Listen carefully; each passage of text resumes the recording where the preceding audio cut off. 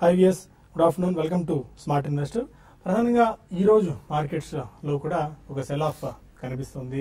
కీలకమైన 9950 పాయింట్ల దిగువన ప్రస్తుతం నిఫ్టీ ట్రేడ్ అవుతుంది. ఒక దశలో 9926 పాయింట్ల కనిష్ట స్థాయికి దిగి వచ్చిన మార్కెట్స్ లో కొద్దిగా ఒక 10 పాయింట్స్ అటు ఇటుగా మనం మళ్ళీ పెరగడం చూస్తున్నాం కానీ బట్ స్టిల్ ట్రెండ్ అయితే చాలా వీక్ గా మనకు కనిపిస్తుంది. అంతర్జాతీయ మార్కెట్లు ఎస్పెషల్లీ మనకి యూరోపియన్ అండ్ ఏషియన్ మార్కెట్స్ లో కూడా ఇదే బలహీనమైన ట్రెండ్ కనిపిస్తుంది.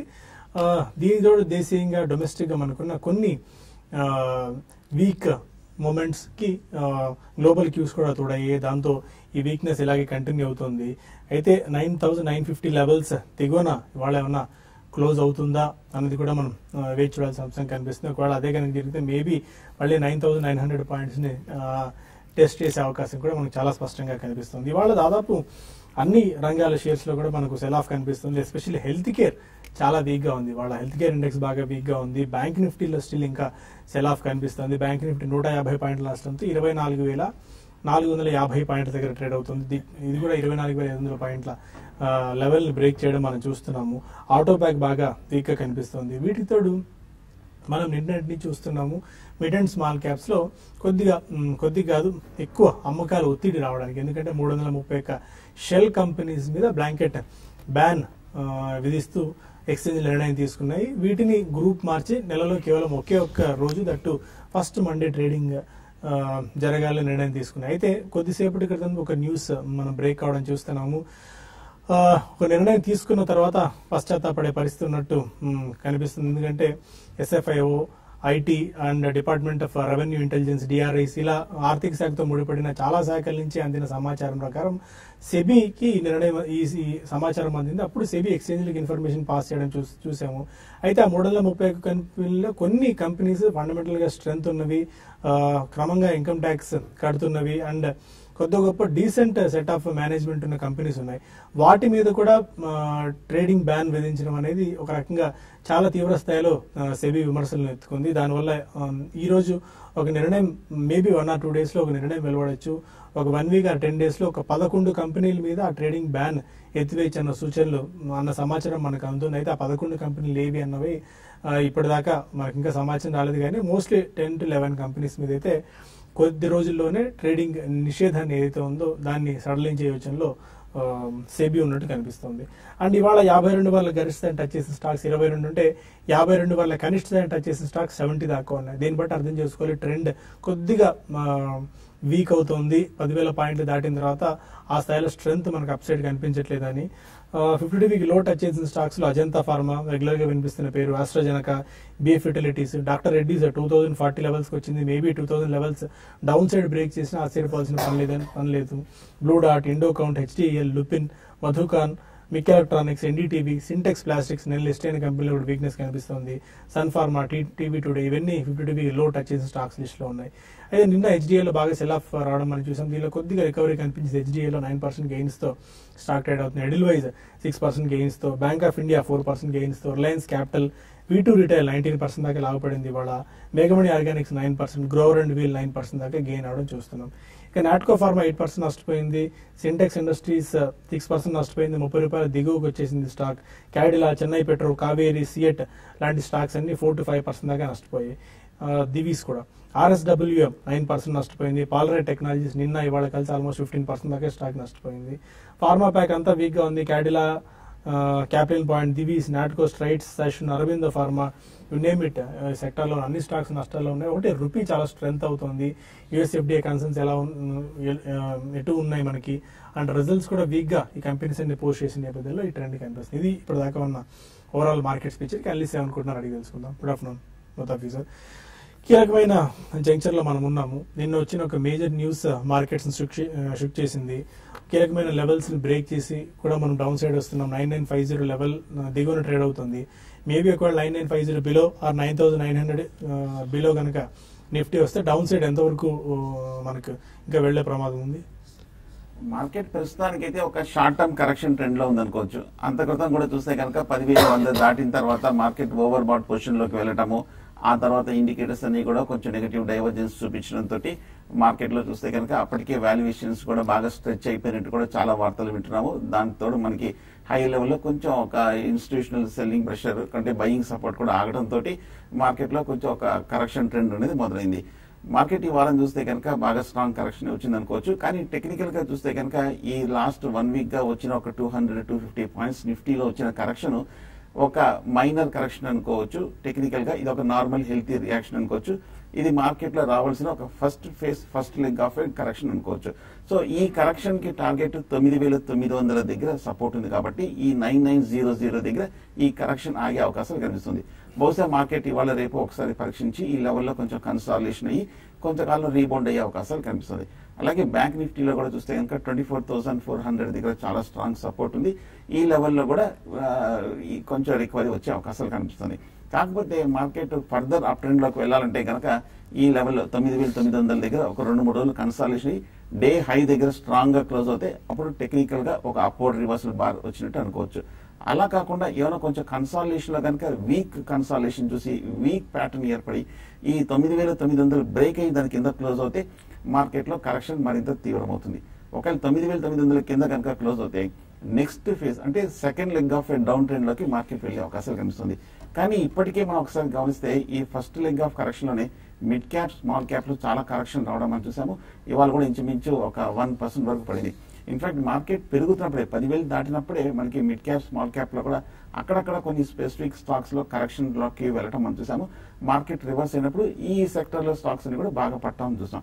ఒకవేళ 9900 దగ్గర కనుక ఫెయిల్ అవుతే అప్పుడు మిడ్ క్యాప్ స్మాల్ క్యాప్ లో కూడా మరింత కరెక్షన్ తీవ్రంగా వచ్చే అవకాశాలు కనిపిస్తుంది. బట్ కానీ అది మనకి ఇంకా 2-3 రోజుల్లో కన్ఫర్మ్ అవుతుంది మార్కెట్. కానీ ప్రస్తుతానికైతే మటుకు ట్రెండ్ ఫాలోయింగ్ మెథడ్ లో 9900 దగ్గర నిలబడి కొంచెం స్ట్రాంగ్ గా రికవర్ అవుతే అప్ ట్రెండ్ లోకి వెళ్ళే అవకాశాలు కనిపిస్తుంది. ఓకే, ఇంకా ఫార్మా స్టాక్స్ వీక్ గా కనిపిస్తున్నాయి. బ్యాంకింగ్ స్టాక్స్ లో వీక్నెస్ కనిపిస్తుంది. మిడ్ అండ్ స్మాల్ క్యాప్స్ లో కూడా కొద్దిగా సెల్ ఆఫ్ రావడం చూస్తున్నాము. ఎలాంటి పరిణామాలకు దారి ఇచ్చండి? ఎలాంటి వ్యూతో ఉన్నారు ఈ టైంలో మీరు మార్కెట్స్ మీద? ఒకటండి, అంటే ఇప్పుడు లాస్ట్ ఫ్యూ డేస్ గా అంటే మన ఇండియన్ మార్కెట్ లో చోటు చేసుకున్న పరిమాణాలు ఒకసారి చూస్తే అంటే సెబీ ఒక 340 కంపెనీస్ ని దగ్గరగా 330 కంపెనీస్ ని ఒక ట్రేడింగ్ ఒక్కరోజు నెలకి అనేది నిర్ణయం తీసుకోవడము ఒకటి. దానికి తోడు ఈ ఫార్మా కంపెనీస్ లో రిజల్ట్ డిసప్పాయింట్మెంట్ చేయడం అనౌన్స్ చేస్తున్న పెద్ద పెద్ద కంపెనీస్ ఒకసారి మార్కెట్ కి పతనానికి కారణము. దీనికి తోడు మనకి బ్యాంక్ నిఫ్టీ ఇన్ని రోజులు సపోర్ట్ చేసింది. అయితే బ్యాంక్ నిఫ్టీ కూడా సెల్లింగ్ ప్రెషర్ అనేది ఎదుర్కోవడంతో ఇంకా మార్కెట్ కి ఒక సెక్టార్ పరంగా ఒక స్ట్రాంగ్ సెక్టార్ అంటూ ఏది లేదు ప్రస్తుతానికి. దాని కారణంగా మార్కెట్స్ లో ఈ విధమైన సెల్లింగ్. దీనికి తోడు లివరేజ్ పొజిషన్స్ ఉంటాయి. ఎవరైతే ఈ 300 కంపెనీస్ లో అంటే చిన్న కాదు, ఒక 5-6 కంపెనీస్ 10 కంపెనీస్ అయితే ఓకే ఉన్నాయి. అందులో ఈ 300 కంపెనీస్ లో ఎవరైతే లివరేజ్ పొజిషన్ తీసుకున్నారో వాళ్ళందరూ కూడా ఫోర్స్ గా సెల్ చేయాల్సిన పరిస్థితి, అంటే వాళ్ళ మనీ అనేది బ్లాక్ అయిపోయి ఉంటుంది. సో ఇవన్నీ కూడా కారణాలు. దాని స్పిల్ ఓవర్ ఎఫెక్ట్ కొంచెం ఓవరాల్ మార్కెట్ సెంటిమెంట్ ఫస్ట్ ఏంటంటే ఇక్కడ సెంటిమెంట్ అనేది దెబ్బతింటుంది. ఈ లిక్విడిటీ అనేది కొంచెం తగ్గొచ్చు. ఏదైనా కూడా మార్కెట్స్ ఇంకా వీక్ గానే ఉన్నాయి. మధ్యలో రికవరీ వచ్చినా కూడా ఈ రోజు మళ్ళీ ఇప్పుడు జస్ట్ లాస్ట్ ఒక హాఫ్ అన్ అవర్ 45 మినిట్స్ మళ్ళీ ఇంకొక సెల్లింగ్ అనేది చూస్తున్నాము. యూరోపియన్ మార్కెట్స్ కూడా ఇన్ని రోజులు మనకి గ్లోబల్ మార్కెట్ సపోర్ట్ చేసి అయితే ఈ రోజు గ్లోబల్ మార్కెట్స్ నుంచి కూడా అంత పాజిటివ్ గా మనకి లేవు. అందులో రివర్స్ ఏంటంటే అన్ని కూడా DAX 100 points, FTSE CAC 45 points minus లో ఉన్నాయి. కాబట్టి పాజిటివ్ అంశాలు పెద్దగా లేవు కాబట్టి సెల్ అండ్ ర్యాలీస్ అని చెప్తాను. మనం గత 2-3 రోజులు కూడా చెప్తూనే ఉన్నాం. మార్కెట్స్ లో నుంచి రికవర్ అయినా కూడా అది కొంచెం ఫాల్స్ బ్రేక్అవుట్ అని చెప్పొచ్చు. అంటే ఫ్రైడే రోజు పడి మళ్ళీ మండే ఇమీడియట్ గా మార్కెట్స్ పెరిగాయి. ప్రస్తుతానికి మాత్రం మార్కెట్స్ ఇంకా వీక్ వికెట్ మీద ఉన్నాయి. యాక్సిస్ బ్యాంక్ ఒకటి, ఐసిఐసిఐ బ్యాంక్ ఒకటి నిన్న కూడా ఇవ్వడం జరిగింది సెల్ కాల్. ఇప్పుడు కూడా సేమ్ ర్యాలీస్ లో సెల్ చేయమంటాను. హై బీటా స్టాక్స్ ని కూడా ర్యాలీస్ లో సెల్ చేయమంటారు. ఉన్న వాటిలో కొంచెం స్ట్రాంగ్ ఉన్నాయంటే ఇండివిజువల్ గా రిలయన్స్, తర్వాత మెటల్ కౌంటర్స్. ఈవెన్ వీటి మెటల్ కౌంటర్స్ లో కూడా ఫ్రెష్ లాంగ్ ఎలా అంటే మాత్రం ఇప్పుడే వద్దు, ఇంకొక డిప్ రానివ్వండి. డిప్ వచ్చినాక అప్పుడు ఫ్రెష్ లాంగ్ పొజిషన్ తీసుకోవచ్చు. అండ్ ఫార్మా ప్యాక్ నుంచి మనం గతంలో అనుకున్నాము. ఇవాళ ఫార్మా ప్యాక్ అంటే చాలా వీక్ గా ఉంది. క్యాడిలా, సన్ ఫార్మా అండ్ 52 వీక్ లో టచ్ అవుతున్న స్టాక్స్ లో చాలా స్టాక్స్ ఫార్మా స్టాక్స్ కనిపిస్తున్నాయి. మంచి నేమ్స్ అనుకున్న Ajanta Pharma, Sun Pharma, doctor below 2000 rupees కూడా వచ్చే పరిస్థితి కనిపిస్తుంది. దివీస్ ల్యాబ్ 650 బిలోకి వచ్చింది. నాటకో ఫార్మా స్ట్రెంత్ అనుకుంది 10% ఇప్పుడు క్రాక్ అయింది. నాటకో ఫార్మా 831 రూపీస్ వచ్చేసింది. మేబీ ఈ టైంలో ఏమన్నా బాటమ్ ఫిషింగ్ చేసుకునే అవకాశం ఏమైనా కనిపిస్తుందా ఫార్మా స్టాక్స్ లో? యూనికెమ్ ల్యాబ్స్ కూడా 5% దాకా ఇప్పుడు నష్టపోవడం చూస్తున్నాము. ఈ సడన్ సెల్ ఆఫ్ కు రూపీ స్ట్రెంత్ అవడమే రీజన్, లేకుంటే ఇంకేమైనా రీజన్ కనిపిస్తుందా? లేదండి, ఒకటి ఫస్ట్ ఏంటంటే మార్జిన్ ప్రెషర్ ఫస్ట్. ఎందుకంటే ప్రాఫిట్స్ మనకి ఈ క్వార్టర్ రిజల్ట్ కానీ మనం అబ్జర్వ్ చేస్తే ప్రాఫిట్స్ అనేది తగ్గుతూ వచ్చాయి అటు మేజర్ కంపెనీస్ అన్నిట్లో కూడా. అది ఒకటి మేజర్ కన్సర్న్. దీని తర్వాత ఓకే మీరు అన్నట్టుగా అది ఏంటంటే ఎక్స్పోర్ట్ ఓరియంటెడ్ కంపెనీస్ కి మాత్రమే మీకు ఈ రూపీ డాలర్ వేరియేషన్ అనేది ఉంటుంది. అక్కడ కూడా ఈవెన్ మార్జిన్స్ అక్కడ ఈవెన్ మనకి ఎవరైతే మరి ముఖ్యంగా యుఎస్ కి ఎక్స్పోర్ట్ చేస్తున్నారో అక్కడ కూడా మార్జిన్ ప్రెషర్స్ అనేది ఎన్ని రోజులు ఏంటంటే ఇక్కడ ఒక 20 రూపీస్కో 30 రూపీస్కో ఒక టాబ్లెట్ తయారు చేసి అక్కడ 4 to 5 times ఎక్స్ట్రా అంటే ఎక్కువ రేటుకి అమ్మడం చూసాము. అయితే అక్కడ కూడా మార్జిన్ ప్రెషర్ అనేది చూస్తున్నాము. అటు రెండు సైడ్ ప్రెషర్స్ ఎక్కువైనాయి. దాని కారణంగా టాప్ లైన్ పెద్దగా మనం చూస్తే రిజల్ట్ అంత డిక్లైన్ కనపడలేదు. అదే మనకి బాటమ్ లైన్ చూసుకుంటే చాలా డిక్లైన్ కనపడేది. అది కారణం అని చెప్పొచ్చు. ఇంకోటి ఇన్ని రోజులు స్ట్రాంగ్ ఉన్న నాట్కో లాంటిది కూడా ఈ రోజు 10% దాకా కరెక్ట్ అయింది. మధ్యాహ్నం వరకు 5% ఉండి ఇప్పుడు 10% దాకా కరెక్ట్ అయింది. కాబట్టి ఇంకొంచెం సెల్లింగ్ అనేది ఉండొచ్చు. అయితే ఓవరాల్ సెక్టర్ పరంగా ఈ మాత్రం నేను బులిష్ ఉంటాను.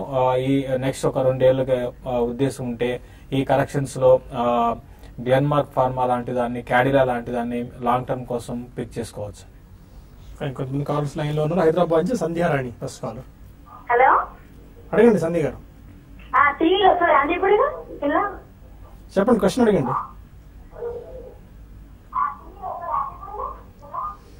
ఓకే, ఇదేదో మార్కెట్ సంబంధించిన కాల్ లా ఉన్నట్లేదు. ఒక చిన్న బ్రేక్ తీసుకుందాం. బ్రేక్ తీసుకుని మరికొన్ని కాల్స్ అండ్ మెయిల్స్ తీసుకుందాం. Stay with us.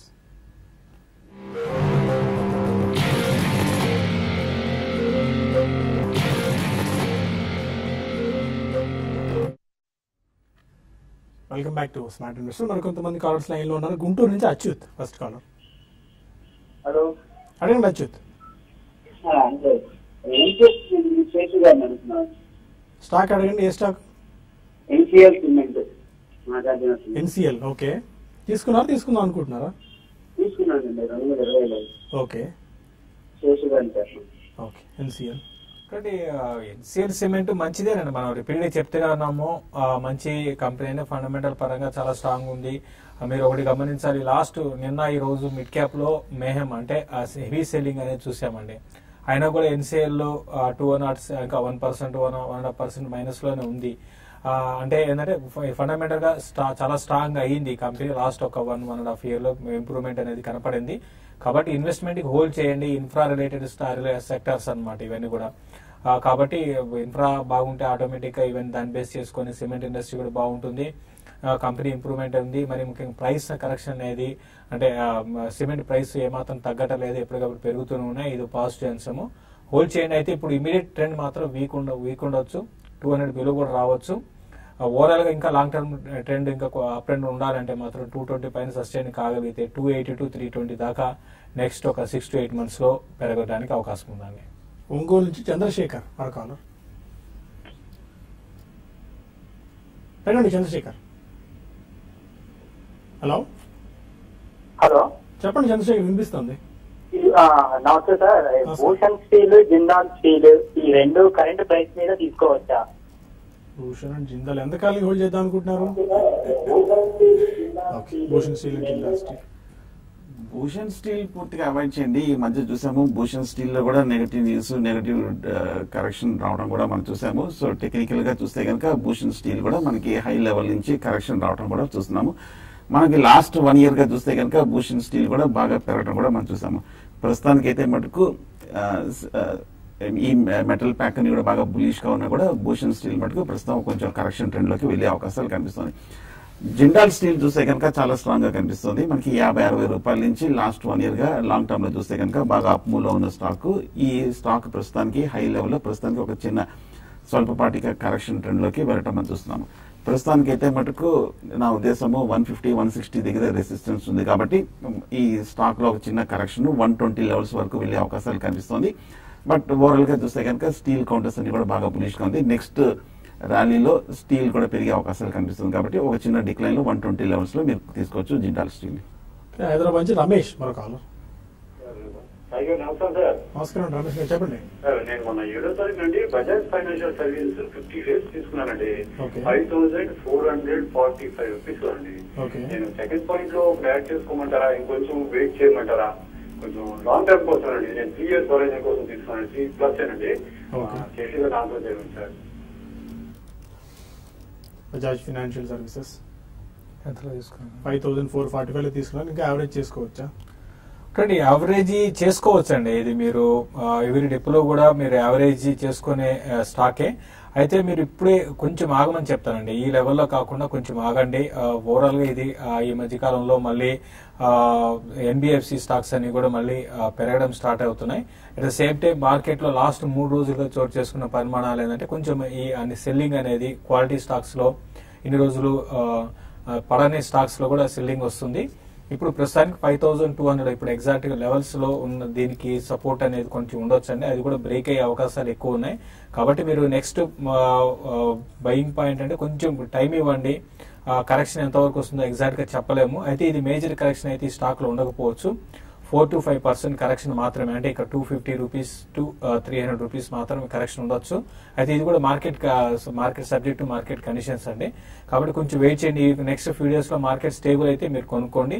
లేని పరిస్థితుల్లో ఒక 250 to 300 రూపీస్ డిప్ వచ్చినప్పుడు అంటే బిలో 5200 బిలో వచ్చి క్లోజర్ గా 5000 ఆ లెవెల్కి వచ్చినప్పుడు కొనుక్కోమని చెప్తాను. ఉడిపి నుంచి విజయలక్ష్మి మరొకరు అడగండి. హలో. విజయలక్ష్మి గారు. హలో నమస్తే అండి. నమస్కారం అండి, చెప్పండి. శేషు గారు నమస్తే సార్. చెప్పండి. కరెంట్ లెవెల్స్ లో ఎస్ బ్యాంక్ తీసుకొచ్చండి. ఇంకా ఏమైనా తగ్గే అవకాశం ఉందా? అంటే మనకి 2000 టార్గెట్ కనిపిస్తుంది కదా. షార్ట్ టర్మ్ కోసం ఏమైనా తీసుకోమంటారండి? Yes Bank short term. Yes Bank అని చూసుకుంటే రిజల్ట్ కి ముందు రిజల్ట్ తర్వాత రెండు అంటే మామూలుగా ఒక కౌంటర్ లో రిజల్ట్ ముందు ర్యాలీ వస్తే కొంచెం రిజల్ట్ తర్వాత ర్యాలీ ఆగిపోతుందండి. ఇది అట్లా కాకుండా రిజల్ట్ తర్వాత కూడా అంటే ఎక్కువగా షార్ట్స్ అనేది దీంట్లో బిల్డ్ అయినాయి. దాని కారణంగా 1840కి వచ్చి అక్కడ నుంచి రివర్స్ అయింది. కాబట్టి మీరు నెక్స్ట్ మీరు అన్నట్టుగా 2000 ఈవెన్ 2200 కూడా నెక్స్ట్ ఒక 5 నెలల్లో పెరగొచ్చండి. అయితే మీరు కొంచెం వెయిట్ చేయండి. మార్కెట్ కండిషన్ కూడా బాగాలేదు. ఇప్పుడు అనుకున్నాం మార్కెట్ లో సెల్లింగ్ అనేది ఎక్కువ అవుతుంది. కాబట్టి ఇటువంటిప్పుడు ఈవెన్ స్ట్రాంగ్ ఉన్న కౌంటర్స్ కూడా వీక్ కావచ్చు. 1740 1720 లెవెల్స్ టెస్ట్ చేయొచ్చు అండి. ఇది అక్కడ చూడండి 1720 బ్రేక్ అయితే మీ 1660 కూడా రావచ్చు. ఒకవేళ 1720 బ్రేక్ కాకపోతే 1720లో మీరు కొనుక్కోండి. మీరు అన్నట్టుగా 2000 అనేది నెక్స్ట్ 5 to 6 months లో ఇది టార్గెట్ రావడానికి అవకాశాలు ఉన్నాయండి. గుంటూరు నుంచి శ్రీనివాస్ మరొకరు అడగండి. శ్రీనివాస్ చెప్పండి, క్వశ్చన్ అడగండి. హలో మీ టీవీ వాళ్ళని తగ్గించి క్వశ్చన్ అడగండి. సార్, నమస్కారం, చెప్పండి. ఈ ఐబీరియల్ ఏ రేట్లు కొనవచ్చు సార్? ఐబీరియల్ ఎంతకాలానికి తీసుకుందాం అనుకుంటున్నారు? ఐబీరియల్ ఎల్ఎల్టీ ఫైనాన్స్ సార్. ఓకే, ఫ్రెష్ గా బయింగ్ చేయొచ్చు సార్. ఓకే, ఎంతకాలానికి తీసుకుందాం అనుకుంటున్నారు? షార్ట్ టర్మ్ గురించా, ఇన్వెస్ట్మెంట్ గా? Investment sir. ఓకే, ఇన్ఫో ఒకటి. ఓకే, 2 స్టాక్స్ తీసుకుందాం, ఐబీరియల్, ఎల్ఎన్టీ ఫైనాన్స్. 2 స్టాక్స్ చూస్తే కనుక బాగా పెర్ఫార్మ్ చేసిన కంపెనీస్, 2 కూడా చూస్తే కనుక స్ట్రాంగ్ రిటర్న్స్ లాస్ట్ 6 months గా కూడా వచ్చిన కంపెనీస్. ఐబీ రియల్ ఎస్టేట్ చూస్తే కనుక మనకి 70 రూపాయల నుంచి 200 రూపాయల వరకు బాగా అనూహ్యంగా పెరిగింది. ఇన్ఫాక్ట్ ఒక టెక్నికల్ రియాక్షన్ కూడా డ్యూ ఉంది.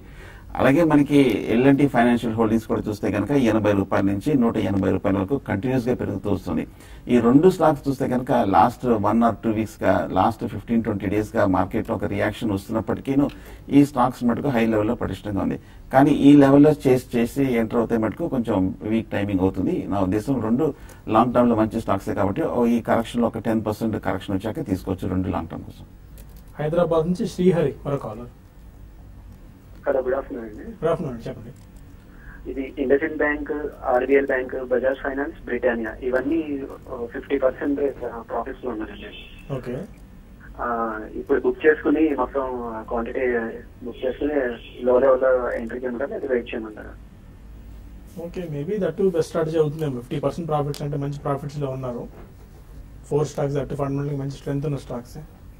IndusInd bank, RBL bank, Britannia. ఇంకోటి ఏంటంటే మీరు చెప్పిన స్టాక్స్ ఇవి ఈ ట్రెండ్ ఏంటంటే మార్కెట్ కరెక్షన్ పెద్ద పార్టిసిపేషన్ చేయని స్టాక్స్ అండి. IndusInd bank, Britannia, RBL bank, ఇవన్నీ కూడా ఏంటంటే మార్కెట్ ఒక్కోసారి మార్కెట్ లో 500-600 పాయింట్లు నిఫ్టీ పడినా కూడా ఇవి ఒక 3-4% కరెక్షన్స్ లో ఆగిపోయే అవకాశాలు ఉన్న స్టాక్స్ అండి. అయితే at the same time market ఇక్కడ నుంచి పెరిగినా కూడా బాగా పెరుగుతాయని కూడా అనుకోలేం. కాబట్టి మీరు మీ ఆ స్కిల్ ఉంటే మీరు ఎగ్జిట్ అయిపోయి మళ్ళీ లోయర్ లెవెల్లో అంటే పడుతున్నప్పుడు మళ్ళీ మీకు ఫియర్ అనేది ఉంటుంది, ఇంకా పడొచ్చేమో అని. మరి మళ్ళీ లోయర్ లెవెల్ మీరు కొనలేని పరిస్థితిలో మీరు ఇంకా వీటికి అప్మూవ్, మీరు చెప్పిన స్టాక్స్ అన్నింటిలో కూడా ఇంకా అప్మూవ్ అనేది ఉంది. అంటే ఒక 1 year 1.5 year ఉంటే ఇక్కడ నుంచి ఒక 22 యావరేజ్, అన్నిటికి మీద యావరేజ్ చూసుకుంటే 25-30% పైన కూడా రావచ్చండి. కాబట్టి మీరు కంటిన్యూ చేయండి, ఆ స్కిల్ ఉంటే మాత్రం మీరు ఎగ్జిట్ కమ్మని చెప్తారు. నెల్లూరు నుంచి మధు మరొకరు అడగండి. మధు ఓకే, కాల్ కట్ అయిపోయింది. కొన్ని మెయిల్స్ తీసుకుందాం. ప్రశాంత్ అడుగుతున్నారు, బాలకృష్ణ ఇండస్ట్రీస్ ప్రజెంట్ రేట్లో బై చేయొచ్చని శేషు గారికి. బాలకృష్ణ ఇండస్ట్రీస్, ఇక్కడ Balakrishna Industries tyre related stocks ని మధ్య రెగ్యులర్ గా కొన్ని వీక్ రిజల్ట్ పోస్ట్ చేస్తూ వస్తున్నాయి. నిన్న మొన్న కొద్దిగా బయింగ్ కనిపించింది టైర్ రిలేటెడ్ స్టాక్స్ లో. ఎలాంటి వ్యూతో స్పెషాలిటీ టైర్ సెగ్మెంట్ లో ఉన్న బాలకృష్ణ ఇండస్ట్రీస్ గురించి? ఇక్కడ ఉన్న వాటిలో బాలకృష్ణ నార్మల్ టైర్ కంపెనీస్ లా కాకుండా వీళ్ళు ఏదంటే అటు డిఫెన్స్ కి, తర్వాత ఈ ట్రాక్టర్, తర్వాత ఈ కన్స్ట్రక్షన్ యాక్టివిటీకి రిలేటెడ్ టైర్స్ లో వీళ్ళు లీడర్స్ అండి. కాబట్టి ఇది ఇంకోటి హైయెస్ట్ మార్జిన్స్ కూడా ఉన్న కంపెనీ కూడా ఇది. దీన్ని మీరు కొనుక్కోవచ్చు అండి. ఉన్న వాటిలో బెస్ట్ అంటే ఇదే ఓవరాల్ టైర్ కంపెనీస్ లో పీర్స్ తో కంపేర్ చేసుకుంటే బెస్ట్ కంపెనీగా ఉంది, మీరు కొనుక్కోవచ్చు. అయితే మీరు కొంచెం ఆగండి. ఇప్పుడు 16-20 బిలో ఇది కొంచెం వీక్ ఉండొచ్చు. 15-40 జోన్ ఒకసారి రావచ్చు అండి. అది ఆగితే ఓకే, లేదంటే 1460 ఆ లెవెల్లో దీనికి లాంగ్ టర్మ్ సపోర్ట్ ఉంది. కాబట్టి చిన్న కరెక్షన్స్ లో ఒక 50-60 రూపాయలు పడినప్పుడల్లా కూడా 1-2 బయింగ్ ప్రైస్ పాయింట్ పెట్టుకొని మీరు కొనుక్కోమని చెప్తారు. మధు ఉన్నారు నెల్లూరు నుంచి, అడగండి మధు. సార్, ఇది ట్రాన్స్పోర్ట్ కార్పొరేషన్ ఆఫ్ ఇండియా, తర్వాత ఆర్బిఎల్ బ్యాంకు, రెండు కూడా 15% లాస్ లో ఉన్నాను. ఓకే, ఇప్పుడు వాటిని యావరేజ్ చేయమంటారా లాంగ్ టర్మ్ కోసం?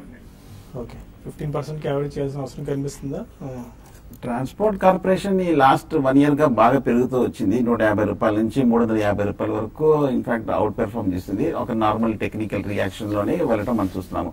ప్రస్తుతానికి అయితే మటుకు అవుట్లుక్ కూడా చాలా పాజిటివ్ గానే కనిపిస్తుంది. ఒక 10% రియాక్షన్ కూడా హై నుంచి రావటం మనం చూస్తున్నాము టీసీఐ. ప్రస్తుతానికి అయితే ఫ్రెష్ బయింగ్ వద్దు. ఇన్ఫాక్ట్ ఎవరికైనా ఉన్నాయంటే కనుక హై లెవెల్లో కొంచెం షార్ట్ టర్మ్ లో కూడా ప్రాఫిట్ బుక్ చేయొచ్చు. కొంచెం కరెక్షన్ వచ్చిన తర్వాత 250-260 లెవెల్స్ లో బై చేయొచ్చు.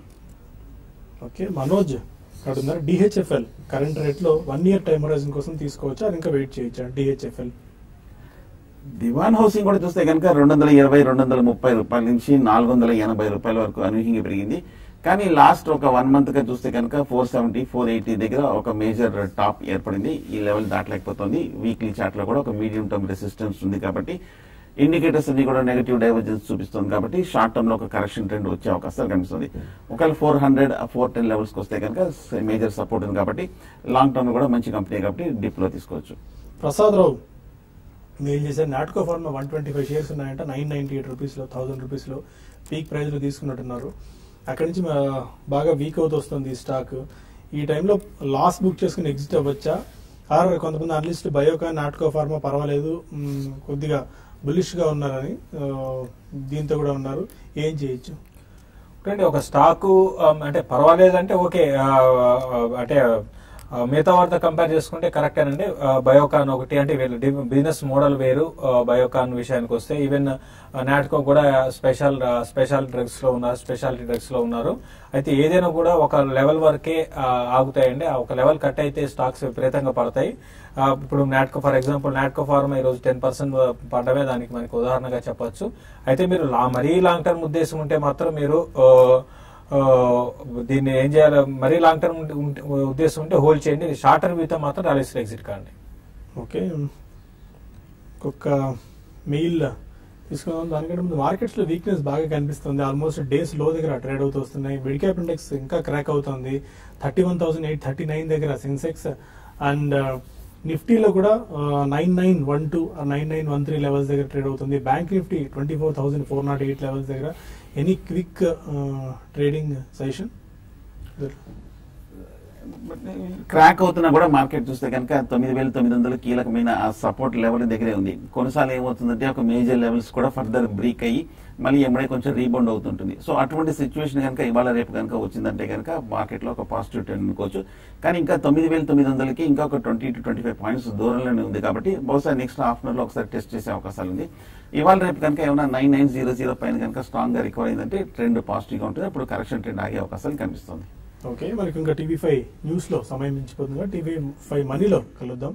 ప్రాఫిట్ యువర్ ట్రేడ్ వేదిక ద్వారా అక్కడ మరిన్ని కాల్స్ అండ్ మెయిల్స్ తీసుకుందాం. Stay with us.